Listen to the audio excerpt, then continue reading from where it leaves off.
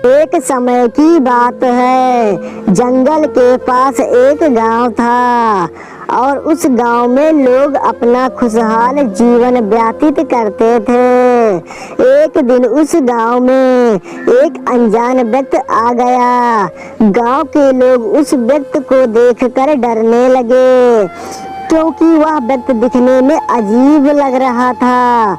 उस व्यक्ति के हाथ में लोहे का एक नुकीला औजार था और उसके सर पे बड़े बाल और दाढ़ी थी। गांव के लोग उस अनजान व्यक्ति से डर के कारण उससे दूर ही रहने लगे। फिर वह दिन दूर नहीं रहा जब गांव के एक लोगों की पहनी हुई कीमती वस्तु चोरी होने लगी।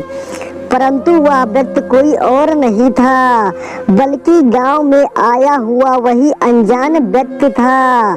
जब गांव के लोग कहीं अकेले निकलते थे तो रास्ते में उनसे पहने हुए कीमती वस्तु लूट लेता था। अगर कीमती वस्तु पहने हुए व्यक्ति उस अनजान व्यक्ति से ताकतवर होता था तो वह व्यक्ति अपने पास रखे नुकीले औजार से उस पर हमला कर देता और उसे वहीं मारकर कीमती वस्तु निकालकर भाग जाता। अब इधर गांव वाले बहुत ही ज्यादा घबराने व परेशान होने लगे। उसी गांव में पंडित जात का एक घर था और उस घर में पंडित जी का बेटा रोहन बाहर रहकर पढ़ाई करता था और कुछ समय बाद उनका बेटा पढ़ाई पूरी कर घर वापस आया और आकर लोगों से और घर वालों के मुंह से उस अनजान व्यक्ति के बारे में सुना। रोहन उस अनजान व्यक्ति को पकड़कर सबक सिखाना चाहा और वह उसे पकड़ने की ठान ली और एक दिन वह रास्ते के पास झाड़ियों में छुपकर बैठ गया। कुछ देर बाद वह व्यक्ति आते हुए नजर आया। जैसे ही वह पास आया रोहन उसे पकड़ लिया।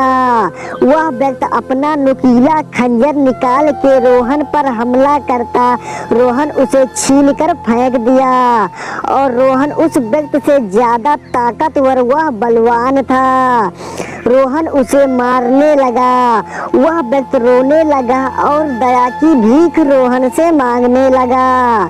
रोहन ने उसे गांव के लोगों के पास लाकर लोगों से माफी मंगवाई और सब गांव वाले बोले हम इसे तभी माफ करेंगे जब यह मेरा गांव हमेशा के लिए छोड़कर चला जाएगा।